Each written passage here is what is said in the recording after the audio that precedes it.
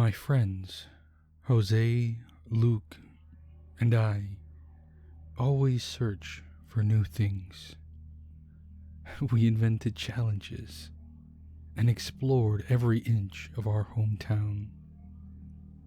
Not long ago, we discovered geocaching.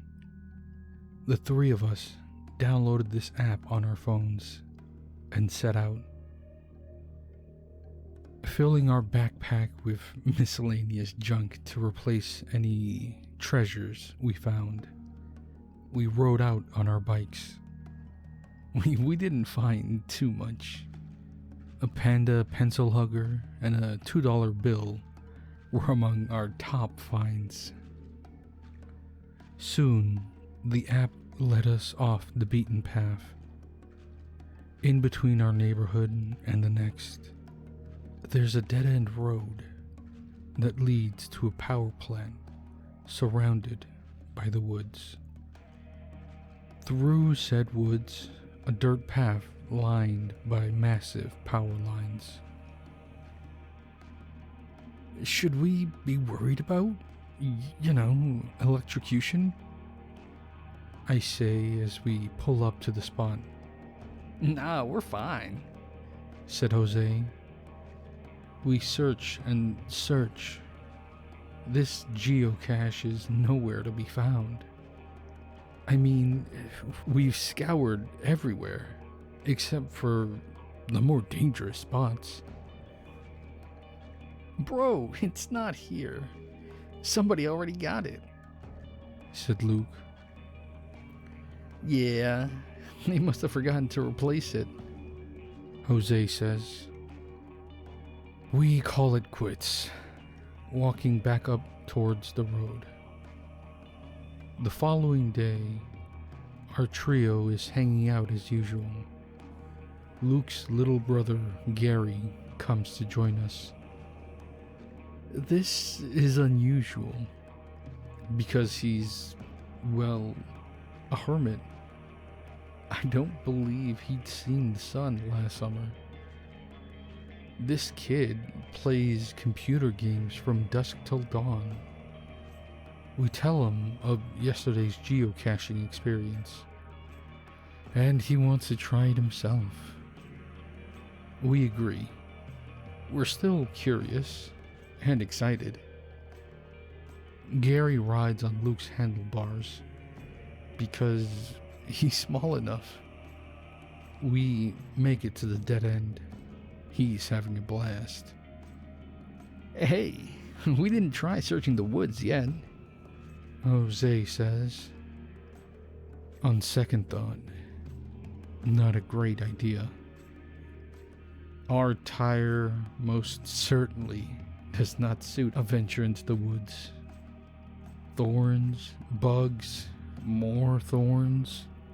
It's awful. We were wanting to give up, but something stops us. A lone white shed. Whoa, what the heck? Why's that out here? Jose says. Maybe it's for hunting deer or something? I say. Here? By the power plant? We're not even that deep into the woods, Luke points out. Good point. That is odd, I say. Want to go see it? Jose says, motioning in its direction. No way, dude, Luke says. Are you crazy? Let's go, I say, pointing towards the out-of-place building. Busted windows and black graffiti. Expecting the usual vulgar phrases and dick drawings, it's safe to say we were caught by surprise. Sure, it was graffiti all right, but it was different. One phrase. What is this? Jose blurted out. Follow the power, it read. The words were not too legible. A can of rusted black spray paint lay on the ground. Maybe it leads to the geocache? Jose said. You can't be serious, I replied. He shrugged. We looked at each other. This went on for minutes. We pondered what to do. Curiosity got the better of us. Outside of the gravel of the power plant, in between the woods, lay a vast trail lined by massive power lines. Hesitantly, we followed the trail. It stretched on forever, an endless plain running through the vast woods. I'm not sure how long we walked. Maybe hours. The sun was now beginning to set, and our parents were worried. All of us received non-stop calls and texts from them. We eventually silenced our phones. The trail stopped, and the woods began again, seemingly another dead end. Should we keep going? I asked. Well, we followed the power lines, but I see nothing, Jose said. I can't believe we're doing this. What are we gonna tell our parents? I said. I don't know, man. We made it this far. We might as well keep going, Luke said. I nodded, and we stepped into the woods. It was dead quiet, only broken up by the crunching of leaves and snapping of twigs beneath our feet. We trudged onward, trying our best to be quiet. We didn't know what we'd find, much less what we were looking for. Curiosity is a powerful thing. We had grown uneasy, beginning to smell an indescribable stench. Something felt wrong. My stomach churned. Then we reached a clearing. We froze, for before us stood an inexplicable sight. A group standing in the clearing, adorned in coats made of dark brown fur. Their attire was the least of my concerns. Those faces, I can still picture them clearly. They were missing their eyes and mouths, yet they still had noses. It was as if God forgot to add those features when creating them. What the fuck? Jose whispered to me. The hair on the back of my neck stood on end, and my heart rate increased. We were not supposed to be here. Everything in me wanted to run, but I was petrified. I just stared ahead. Could they see me? I shuddered. And what were they doing here? Something else came out of the woods. A wolf or coyote. Only it was standing on its hind legs. In its grasp, a crude knife. It was something straight out of an archaeological dig.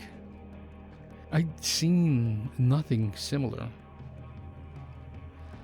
Again, My fight or flight response was leaning towards flight, but my body just did not respond. None of us said a word to one another. A lump formed in my throat. I anxiously expected what was going to happen. I could not look away. One by one, the wolf walked up to the faceless people and began carving. It took its knife and carved into their faces.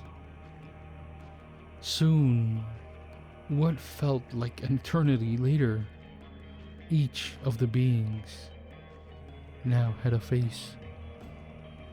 Beady eyes and crooked mouths. They were even more terrifying than before. The wolf then strolled back into the woods, while those things just stood there. By now, I had seen enough. The others must have had the same thought. My curiosity left and was replaced by survival.